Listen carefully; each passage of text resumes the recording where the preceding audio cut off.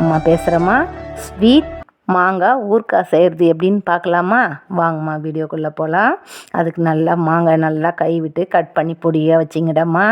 பெருங்காயம் கொஞ்சம் ஒரு போட்டுங்கடா. கொஞ்சமாக பெருங்காயம் போட்டுங்க. கொஞ்சமாக சிறிதளவு மஞ்சத்தூள் போட்டுங்கடா. போட்டு கல் உப்பு போட்டுருங்கம்மா. கல் உப்பு போட்டு அதிலையே நல்லா மாங்காய் நல்லா பாகு வெல்லம்னு இருக்கணும்மா. அந்த வெல்லத்தை நல்லா கையிலையே நல்லா நெசுக்கிட்டு ஒரு 4 மணி நேரம் ஊறினாவே போதுமா. காலையில் 6 மணிக்கு இது மாங்காய் கட் பண்ணிவிட்டு நல்லா 4 மணி நேரம் ஊறினாலே போதுமா. அப்புறமா பேப்பர்லேயே நல்லா காய வச்சுடுங்கடம்மா.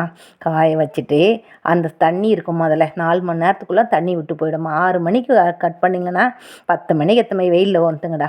ஒந்துட்டு நல்லா காயிட்டம்மா. 2 நாளைக்கு காய்ஞ்சாலே போதுமா. நல்லா காஞ்சிடும்மா. கொஞ்சம் காஞ்ச மாங்காவை எடுத்துன்னு வந்து வச்சுட்டு அது தண்ணி இருக்குது இல்லைம்மா, அந்த தண்ணி எடுத்து ஃப்ரிட்ஜில் வச்சுடுங்கடாம்மா.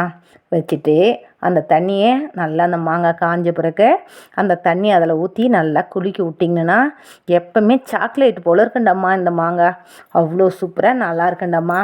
குழந்தைங்க விரும்பி சாப்பிடுவாங்கடாம்மா. இது குழந்தைங்களுக்கு ரொம்ப ரொம்ப பிடிக்கும்டா. முழுகாமல் இருக்கிற பசங்களுக்கெல்லாம் இதை செஞ்சு கொடுத்தீங்கன்னா அவ்வளோ சூப்பராக இருக்கும்மா. 2 நாளுக்குள்ளவே இந்த மாங்காய் நல்லா காஞ்சிடும். காஞ்ச மாங்காவில் இந்த தண்ணியே மாங்காய் நம்ம அரிஞ்சிட்டு வெயிலில் ஊற்றிட்டோம்லம்மா, அந்த தண்ணி இருந்த தண்ணி ஃப்ரிட்ஜில் வச்சுட்டு இந்த காஞ்ச மாங்காயில் ஊற்றிட்டு குலுக்கி வச்சிட்டிங்கன்னா எப்போவுமே ஈரமாக நல்லா இருக்கம்மா. இது குழந்தைங்களுக்கு ரொம்ப ரொம்ப பிடிக்கும்டாம்மா. எப்போத்துக்கு நம்மளும் வாயில் ஒன்று போட்டு சாப்பிட்லாம். நல்லா இருக்கும்டா.